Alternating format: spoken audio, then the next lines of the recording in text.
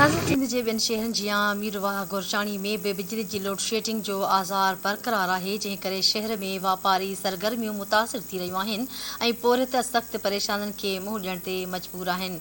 पेश आहे अरशद अली रुस्तमानी जी हीअ रिपोर्ट।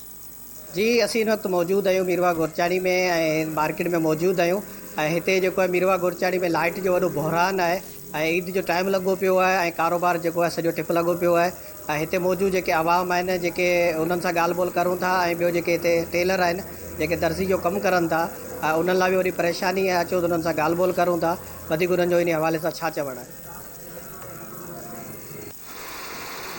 जीअं त अॼु असां वटि हींअर रमज़ान जे भलाड़े महीने में लाइट 24 कलाकनि में सिर्फ़ु 6 कलाक हलाई थी वञे, जंहिंमें असांजी सवले तरीक़े सां बैटरियूं बि कोन थियूं चार्जिंग थियनि ऐं लाइट जे वजह सां जाम परेशान आहियूं। तक़रीबन 24 कलाक में सुबुह खां वठी आई तक़रीबन 15-20 मिंट हली, हुन खां पोइ वरी लाइट गायब आहे। हाणे तव्हां ॾिसी सघो था, वांदा वेठा मशीनूं खोले वेठा आहियूं ऐं मथे गिराक बि तंग कनि था। ईद खे बाक़ी 5-6 ॾींहं आहिनि। असांखे लाइट ॾेई वञे, इंसान खे गुज़ारिश था करियूं त ईद जो कमु लॻो पियो आहे, रमज़ान जो महीनो हले पियो, इहो ई महीनो हूंदो असांजो कमाइण जो साल में हिकिड़ो। उन जे करे महिरबानी करे असांखे लाइट ॾिजो। लोड शेडिंग जाम थी वई आहे हिननि जी, महिरबानी करियो हिन महीने में लाइट पूरी ॾियो। असां मीरवा शहर जे लाइट सां वॾो मसइलो आहे, हींअर बिल्कुलु लाइट ठुप कोन पई नज़र अचे। लाइट ख़ासि तौर ते हींअर रमज़ान जो भलारो महीनो लॻो पियो आहे, माण्हू रोज़ा रखनि था, वरी कम ते निकिरनि था, घर पुॼनि था, लाइट बिल्कुलु ई न आहे।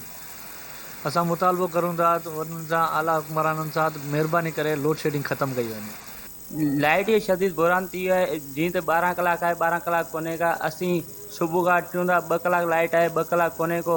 जीअं त तव्हां ॾिसो पिया हींअर वैसे ई है न, कारोबार कोन्हे को, लाइट ठुप कोन्हे का। लाइट सां कारोबार आहे, कारोबार ठुप टिप लॻो पिया, लाइट आहे कोन। असां मुतालबो करियूं था महिरबानी करे लाइट ॾिनी वञे।